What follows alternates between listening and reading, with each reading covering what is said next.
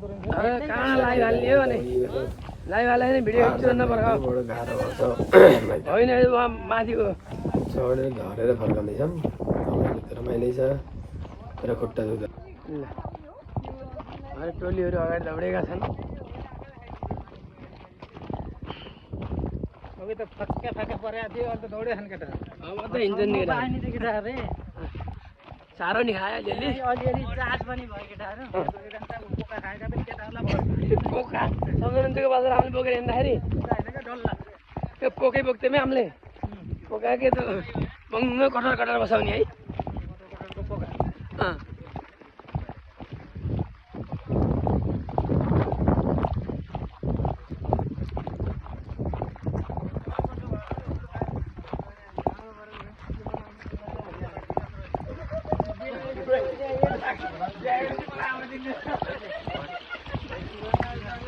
अनि बिहा गोठा गोठा जाने को नि फेरि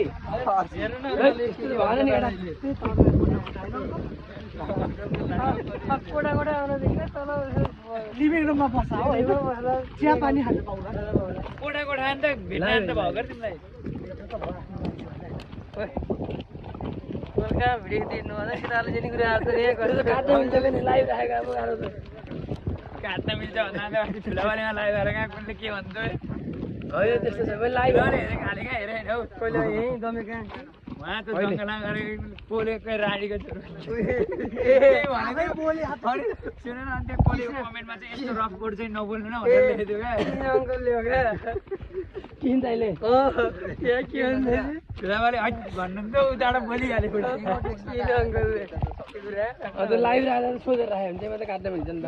ठुलावाले सेयर नगरेको हुन्छ गयो त्यति मात्र सुने त लाइभ पनि फेरि 1 सेकेन्ड 30 सेकेन्ड पनि थिएन त्यो लाइभमा त्यति मात्र भनेको होइन यस्तो नि रफ गर्दा सबैजना सिक्ने पहिला त्यही हो सुन्ने पहिला त्यही हो नि फेरि सोनी अङ्कल अलि लामो भए पनि मान्छे झ्याप्प सुन्दैन नि त 30 सेकेन्डको भएपछि त केही छ भनेर हेर्दा त्यो अरू केही बोले होइन त्यति मात्र त्यो त काट्न मिल्छ गरे ठुलावालाई थाहा भएन होला हामीले लाइभ राख्यो भने हामीले डिलिट गर्न त मिलेको नि बुझ्यौ नि बिहा गरेपछि हिमालको कोठा चाहिँ नगयो अरे लिभिङ रुममा चाहिँ हजुर